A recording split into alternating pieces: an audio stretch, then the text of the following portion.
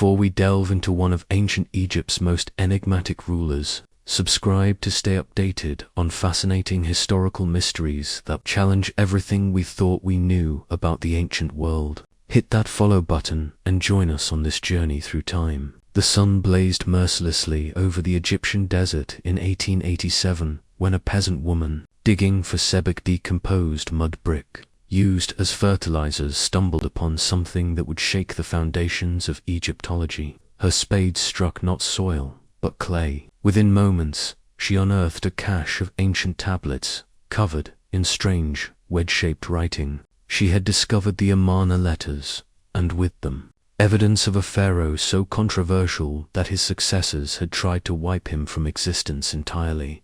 This was Akhenaten, the heretic king, the revolutionary pharaoh who dared to reshape Egyptian civilization and paid the ultimate price not in his lifetime, but in his legacy. His story is one of the most captivating mysteries of the ancient world, a tale of religious revolution, artistic renaissance, family drama, and systematic erasure that almost succeeded in making him vanish from history forever.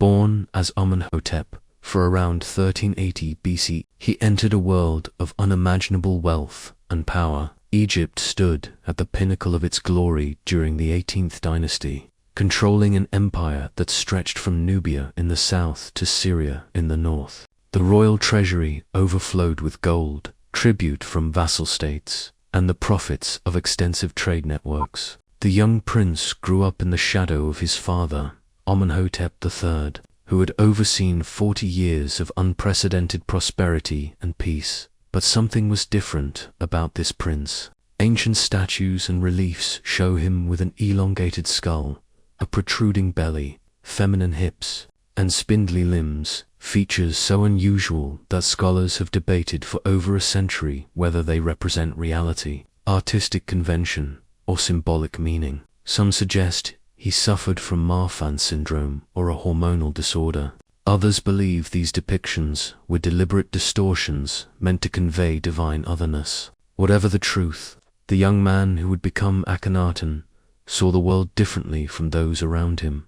When Amenhotep IV ascended to the throne around 1353 BCE, Egypt expected continuity. Instead, they got upheaval. Within the first few years of his reign, the new pharaoh began promoting an obscure solar deity called the Otanot, Ra, not Amun-Ra, but the Otan, represented as a sun disk with rays ending in hands that bestowed life. The move seemed innocuous at first. Egypt had always been polytheistic, with room for countless gods in its complex pantheon.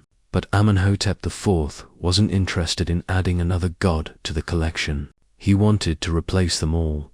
In his 5th regnal year, the pharaoh made his most dramatic move. He changed his name from Amenhotep, meaning Amen is satisfied, to Akhenaten, meaning effective for the Aten. This wasn't just a personal rebranding, it was a declaration of war against the religious establishment that had dominated Egyptian society for millennia. But Akhenaten went further. He ordered the construction of an entirely new capital city on virgin land in Middle Egypt, a place where no previous god had been worshipped. He called it Akhenaten, horizon of the Aten, known today as Amon. The site he chose was a vast plain bordered by cliffs, a blank canvas upon which he could paint his revolutionary vision. The construction of Akhenaten proceeded at breakneck speed. Temples rose from the desert floor, palaces sprawled across the landscape, and administrative buildings took shape. Unlike traditional Egyptian temples with their dark, mysterious inner sanctums, Akhenaten's temples were open to the sky, allowing the Otan's rays to pour directly onto the altars. The symbolism was clear. This was a religion of light, of openness, of direct access to the divine without priestly intermediaries. What started as religious innovation soon became religious persecution. Akhenaten ordered the names and images of the old gods, particularly Amen, chiseled out of monuments throughout Egypt. Teams of workmen traveled the length of the kingdom, defacing temples, tombs, and statues. The word gods, in its plural form, was systematically removed from inscriptions. This wasn't renovation, it was iconoclasm on a massive scale. The priesthood of Amun, which had accumulated vast wealth and political power, found itself suddenly dispossessed. Temples closed, offerings ceased, and the complex religious festivals that had structured Egyptian life for centuries came to an abrupt end. For the first time in recorded history, Egypt was experimenting with something approaching monotheism. The impact rippled through every level of society. The economy, deeply intertwined with temple operations, faltered. The priests, who had provided education, medical care, and social services, could no longer function. Common people who had prayed to Tauret for protection in childbirth or to Base to ward off evil spirits now had nowhere to turn. The personal, intimate gods who had permeated daily life were declared non-existent by royal decree. Akhenaten's revolution extended beyond religion into art and culture. Traditional Egyptian art had followed strict conventions for thousands of years. Rigid poses, idealized proportions, formal compositions. Akhenaten swept these conventions aside, demanding a radical new artistic style that came to be known as Amarna art. The results were shocking. Royal family members were depicted with elongated heads, heavy thighs, prominent bellies, and thin limbs. Akhenaten appeared in poses previously reserved for women, holding children, kissing his wife, playing with his daughters.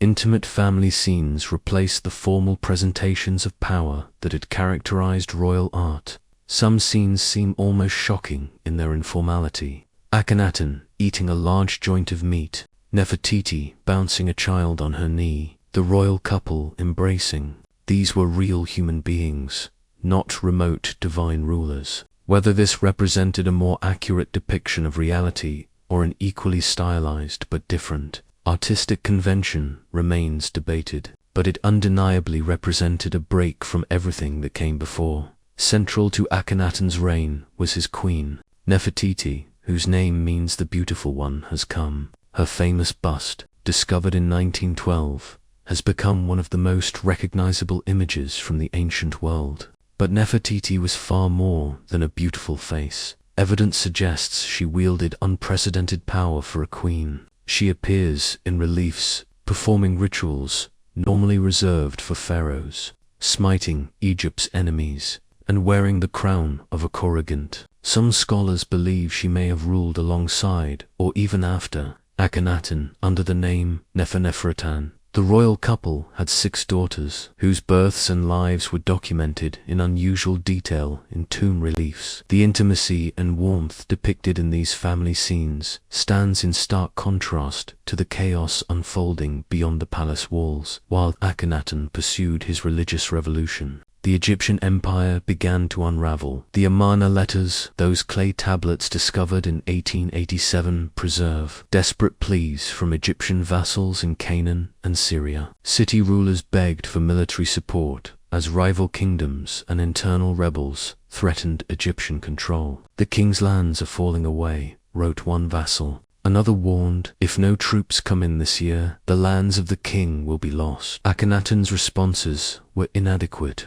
or non-existent. Whether he was genuinely distracted by his religious mission, whether he deliberately chose non-intervention as policy, or whether the letters simply didn't reach him in time, remains unclear. What is certain is that Egypt's sphere of influence contracted significantly during his reign. The Hittites expanded their territory at Egypt's expense. Former vassals declared independence. The careful diplomatic balance Akhenaten's father had maintained collapsed. Egypt's military, which hadn't fought a major campaign in decades, was unprepared for the challenges that arose. Around 1336 BC, 17 years into his revolutionary reign, Akhenaten disappeared from the historical record. The circumstances of his death remain one of Egyptology's great mysteries. No adequate tomb has been found, no mummy definitively identified, no clear account of his final days. Did he die of natural causes, possibly related to the physical abnormalities depicted in his statues? Was he overthrown in a palace coup? Did he withdraw from power, allowing a corrigant to rule? Each theory has its proponents, but definitive evidence remains elusive.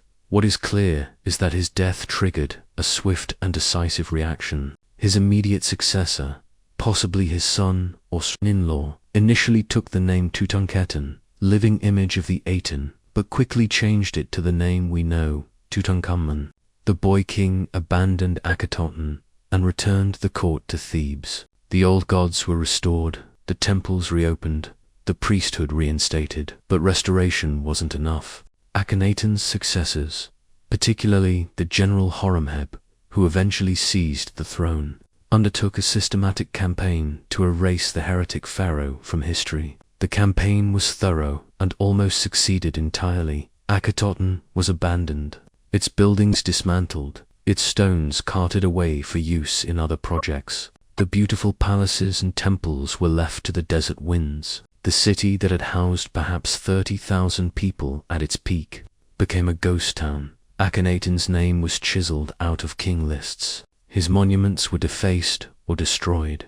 In official histories, the succession passed directly from Amenhotep III to Tutankhamun, as if the intervening period had never occurred. When later scribes needed to reference him, they called him the enemy of Akhenaten, the damnatio memorio. The condemnation of memory was so effective that when classical authors wrote about Egypt thousands of years later, they had no knowledge of Akhenaten. Manetto's History of Egypt, compiled in the 3rd century BCE, shows confusion about the period, suggesting even by then the records had been successfully obscured. For over 3,000 years, Akhenaten's erasure held. Then, in the 19th century, archaeologists began piecing together fragments of the puzzle. The discovery of Akhenaten's ruins, the decipherment of the Amarna letters, and the gradual reconstruction of the historical sequence brought the heretic pharaoh back from oblivion. The irony is profound. The pharaoh whose successors tried so desperately to erase has become one of the most studied and debated figures in Egyptian history. Dozens of books examine his reign, his religion, his family life, and his legacy. Art style he promoted influenced subsequent Egyptian art. His possible monotheism has sparked endless debate about religious evolution. Modern scholars remain divided on nearly every aspect of his reign.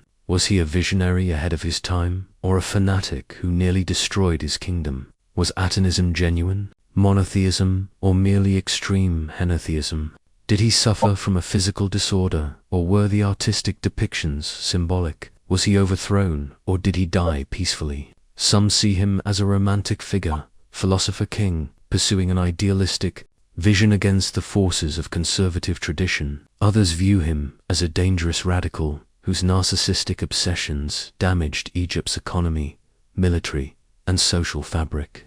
The truth likely lies somewhere in between. What remains indisputable is that Akhenaten attempted something unprecedented. In a civilization defined by continuity and tradition, he tried to reimagine everything: art, culture, even the location of power itself. For a brief moment, he succeeded. The old ways were abandoned, a new capital built, a new vision implemented. But civilizations have inertia. Egypt had been Egypt for over 1,000 years before Akhenaten, following patterns and practices that had proven successful. One man, even a pharaoh, could not permanently reshape such deep foundations. When he died, the old ways rushed back like water into a briefly dammed river. The attempted erasure of Akhenaten from history represents one of the ancient world's most systematic attempts to control memory and narrative. It nearly worked. Had archaeologists not uncovered Akhenaten's ruins, had the Amarna letters remained, buried Akhenaten might have stayed forgotten forever. A gap in the king lists, a pharaoh whose existence was successfully denied. Instead, he endures controversial, enigmatic, endlessly fascinating. The emperor who erased himself from history has returned to claim his place in it, his questions still unanswered, his mysteries still unsolved. In trying to become the most important pharaoh, he became the most forgotten. In being forgotten, he became the most remembered. The mystery of Akhenaten reminds us that history is fragile, that truth can be deliberately obscured, and that the past still holds secrets waiting to be uncovered. If you enjoyed this journey into ancient Egypt's most controversial reign, share this story and follow for more deep dives into history's greatest mysteries. Which historical enigma should we explore next?